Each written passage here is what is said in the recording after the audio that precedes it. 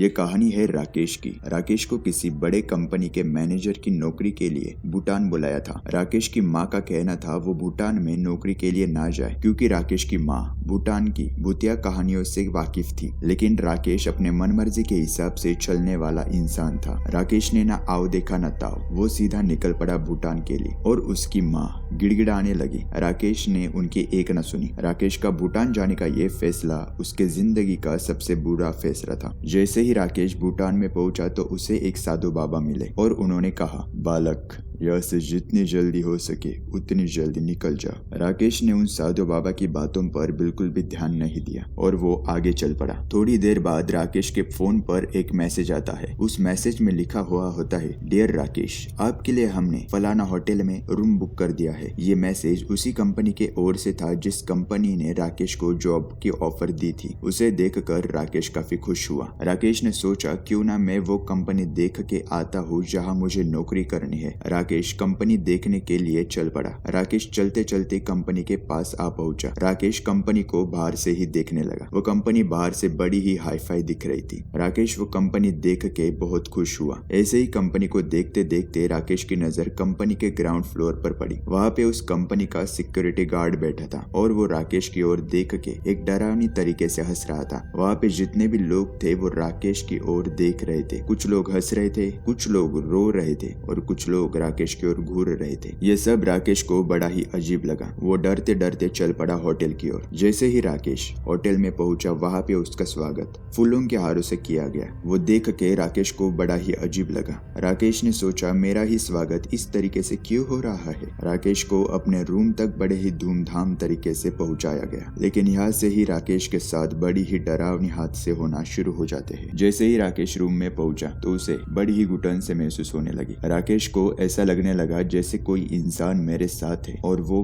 बहुत देर से मुझे घूर रहा है। राकेश अपने बैग रखने के लिए दूसरे रूम में जा रहा था, लेकिन तभी राकेश के दरवाजे पर किसी ने दस्तक दी। राकेश डरे पाँव दरवाजे पर आ पहुंचा और पूछा, कौन है बाहर? दरवाजे के बाहर से आवाज आई, सर मैं वेटर हूँ, आपके लिए स्पेशल खाना लेके आया हूँ। वेटर की आवाज को सुन के राकेश ने तुरंत दरवाजा खोला। वेटर को देख के राकेश की घबराहट दूर हो गई, लेकिन वो वेटर राकेश को देख के रोने लगा और जब तक राकेश उसे रोने का कारण पूछता तब तक वो वहां से चला गया। जैसे ही राकेश दरवाजा बंद करके मुड़ता है तो उसे कई सारी लाशें अपने रूम में पड़ी हुई दिखाई देती है। राकेश की नजर पंखे के ऊपर जाती है और राकेश को वहां जो दिखता है वो बड़ा ही हैरान करने वाला है। राकेश देखता है पंखे के ऊपर दो बच्चे बैठे हैं और वो दोनों बड़ा ही डरावना खेल खेल रहे हैं। वो दोनों एक दूसरे के खून को चाट रहे हैं। ये देख के राकेश के हाथ में जो खाने की थाली थी वो गिर जाती है और जैसे ही वो गिरती है तो उस थाली में खाने के अलावा इंसानों के हाथों के उंगलियों के टुकड़े, इंसानों के आंख और बड़े ही घिनौने बाल उस थाली में थे। ये सब देख के राकेश के रोंगटे खड़े हो गए। राकेश ये सब देख के चिल्लाते हुए रूम से भागने लगा। जैसे ही राकेश भागने लगा तो वो दो बच्चे भी राकेश के पीछे भागने लगे। वो बच्चे कह रहे थे, क्या आप भी हमारे साथ ये खेल खेलेंगे? वो सुन के राकेश और तेजी से दौड़ने लगा। दौड़ते दौड़ते राकेश होटल से बाहर आ गया और जाके सीधा एक इंसान से टकराया और वो इंसान दूसरा कोई नहीं बल्कि वही साधु बाबा थे जिन्होंने राकेश को यहाँ से चले जाने के लिए कहा था। साधु बाबा बोले, तुम इतने रात में इस कब्रिस्तान से दौड़ते हुए क्यों आ रहे हो? राकेश ने हाफते हुए कहा, बाबा